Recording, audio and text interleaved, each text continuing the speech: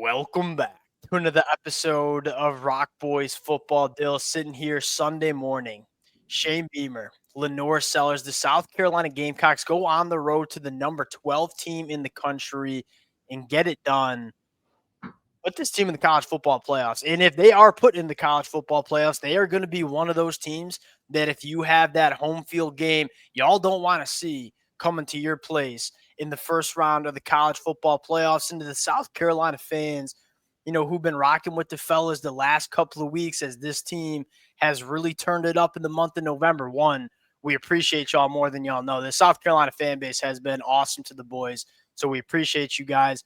More importantly, we talked about this. Like, there was a legitimate pathway for South Carolina to put themselves in the college football playoff conversation.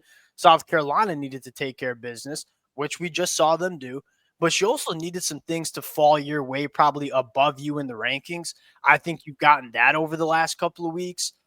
I look at it and say, Dill, you can't find me 12 teams that got a better resume than South Carolina. But more importantly, it's because this team is fundamentally different than the team that we saw in September. And that's something really important that I think the College Football Playoff Committee needs to respect is, look, this is the sport of college football. A lot of y'all been watching this your whole lives. Like, wacky things happen. And more importantly, teams change. There are teams that start out the month of September playing really good football and go in the wrong direction. And then there are teams that just put it together and become different teams at the end of November. South Carolina, to me, is one of those teams. The way they've played since they lost on the road to Alabama is just a different team than we saw in the month of September. And it just seems like they get better every single week. And it starts with quarterback LaNorris Sellers, who we're surely going to get into over the next couple of minutes.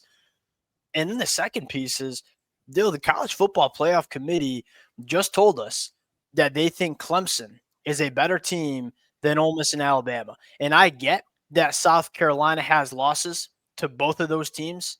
That this kind of goes into the conversation. This is a different South Carolina team than the one that we saw lose to Ole Miss and Alabama.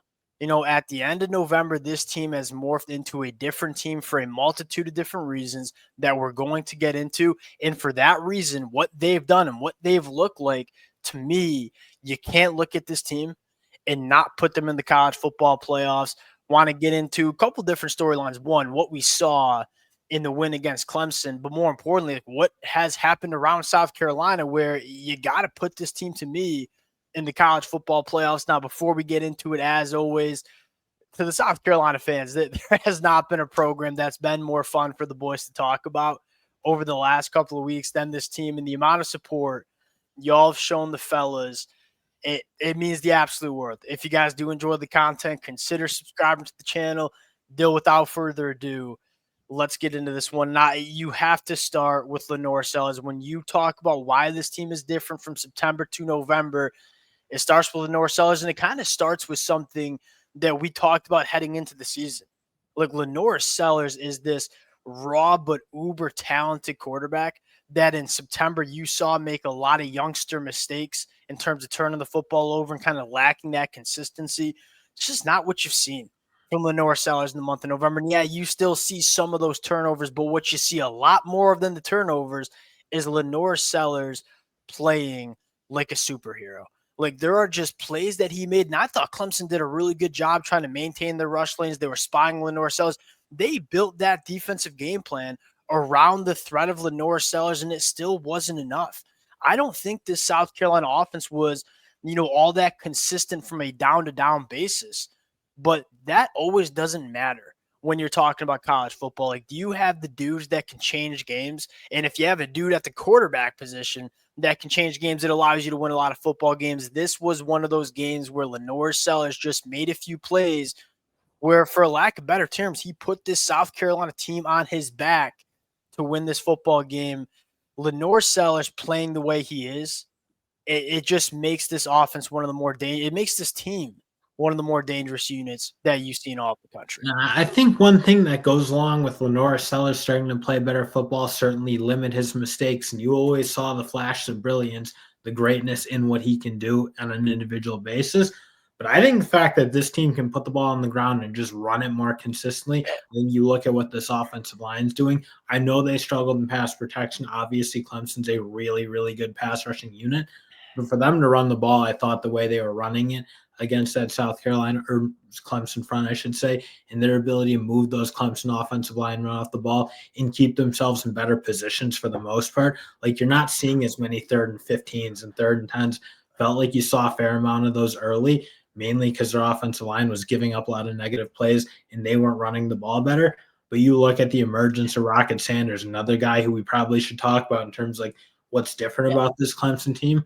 Rocket Sanders playing elite football at the running back spot. The offensive line plays well. So again, they're keeping them out of those positions where LaNorris Sellers did seem to be a little prone to making those mistakes. I think that's been a huge part of kind of this resurgence. And I don't Oscar Attaway, like nobody talks about him. And I told you, like he played.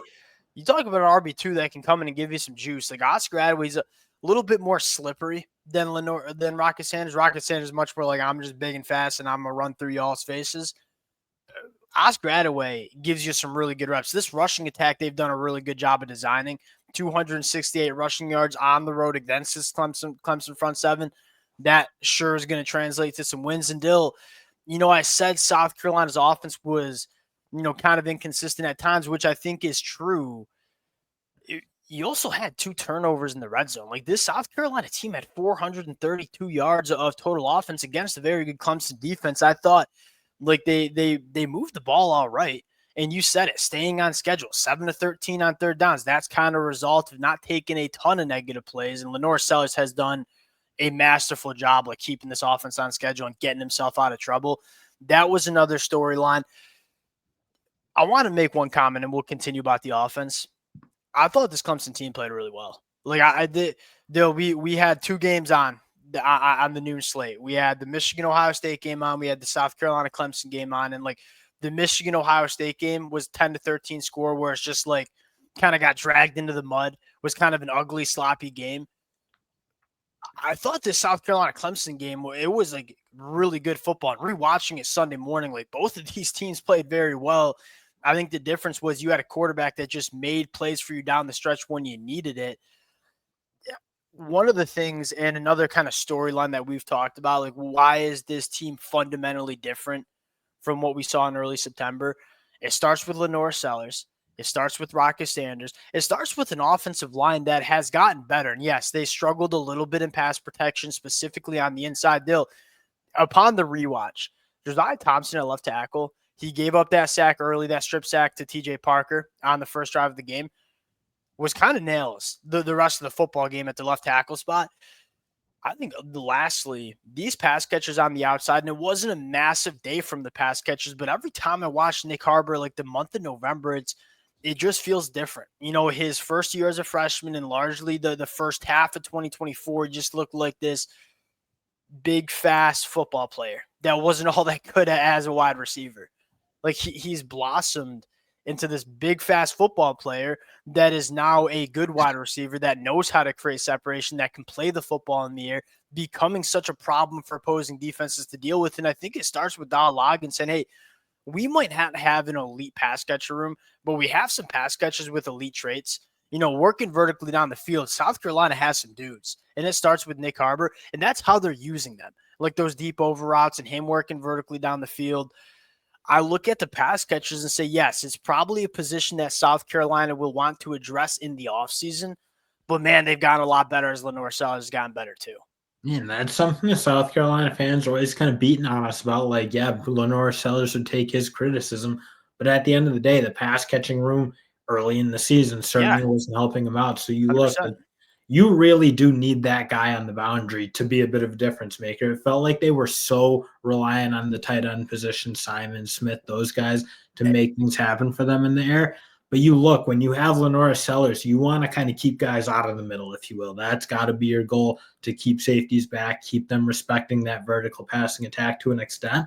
And I think, again, the emergence of Nick Harbor, it's been huge. So you look, that's been another thing that I think has kind of altered a little bit this South Carolina offense and what they can do and how complete they can be, and maybe their ability to lean into the strengths they have, which is obviously running the football. And I look at these and it just becomes a little bit more two-dimensional.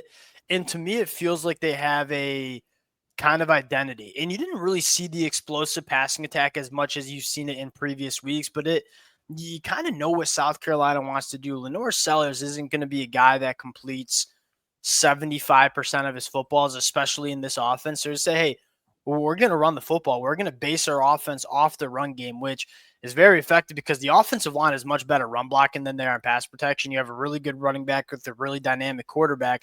When we do decide to throw it, we ain't just going to dink and dunk it. Like, we're going to hit those game-changing plays. And although they didn't find a ton of those in the passing attack against Clemson, you have seen that identity emerge for South Carolina on the offensive side of the football. We're going to run it, and when we decide to throw it, we're going to try to make game-changing plays vertically down the field because, one, LaNorris Sellers throws a beautiful deep ball. Dill, heading into this game, LaNorris Sellers completing over 50% of his throws 20-plus yards down the field, and you have the wide receivers to do that as well. Now, switching over to the defense, maybe not as dominant of a performance from the defense as we thought. And they only allowed 14 points on the road, which is a pretty damn good number against the Clemson offense that you look at a pure numbers basis and say, it's been putting up a lot of points. This was by far the best defense that I think Clemson has seen since week 1 against Georgia. I thought Cade played awesome. Like, this wasn't a game where you capitalized on a bad day from this Clemson offense. Cade played really well. They made some plays for him down the field. I mean, the true freshman and Brian Wesco and TJ Moore are straight up dudes. We knew Antonio Williams was the dude coming in. There were plays in that game where it's one, they did a really good job neutralizing the South Carolina pass rush. Like, the ball was just getting out really quick. So there wasn't a ton of time for guys to like Dylan Stewart and Kyle Kennard to get home. And then secondly, it wasn't like the South Carolina defensive backs played bad. Like, they made some plays on the football that, at some point, you just got to tip your cap, give it a little golf clap and say, hey, if you're going to make those throws all game, good on you, and you might win this one. I thought it was a little bit more of Clemson's offense playing some damn good football than a South Carolina defense that struggled on Saturday. And my main takeaway is they really didn't dominate through that front. I think that's where I certainly kind of thought was going to be the avenue to South Carolina playing really good defense. You just look, you just see how complete that unit is. How good that secondary is. Guys like Vicari Swain and Judge Collier just playing clean football. Again, Clemson made a couple plays, but those weren't like bad defensive plays. They weren't busting coverage. They weren't defensive backs not being able to hang with guys in man-to-man coverage. Like, okay, you make a good play, They made a handful of them, Clemson, that is. You look, those cornerbacks, like, they're deep. They have a bunch of them, and they all play really, really good. And Jalen Kilgore might be one of the best nickels in the country. Yeah. He is incredible at what he had his hands full with Antonio Williams, and Williams made some plays, but you're right. They were very competitive reps. It wasn't free. South Carolina lost the 3 metrics that I thought they needed to win this game.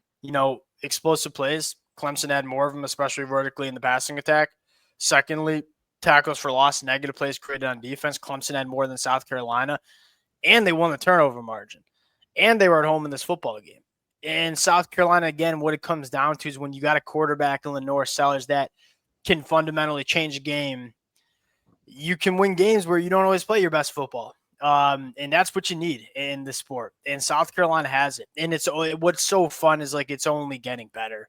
Like, this team's trajectory is just going in the right direction so fast. And we'll have the conversation later in the week of, like, what do we need to see happen for South Carolina to make the college football playoff, specifically in conference championship week. South Carolina took care of their business. Now it's up to the committee. Now it's up to kind of the results and the chips falling where they will. We'll see how they fall. Again, we'll close out there. South Carolina fans, let it fly in the comment section. It feels good to just win a rivalry game too, but I think the conversation now is let's get this team into the college football playoffs and see some noise. It starts back with that comment that South Carolina fan made, I think in early October, that, hey, this team can beat anybody in the country. And I don't know if they'll play that way every single week, but they have the potential to hang and bang with any team in the country. We've seen that the last couple of weeks. Appreciate you guys rocking with it. If y'all do enjoy the content, consider subscribing to the channel, and we'll talk to y'all later. Peace.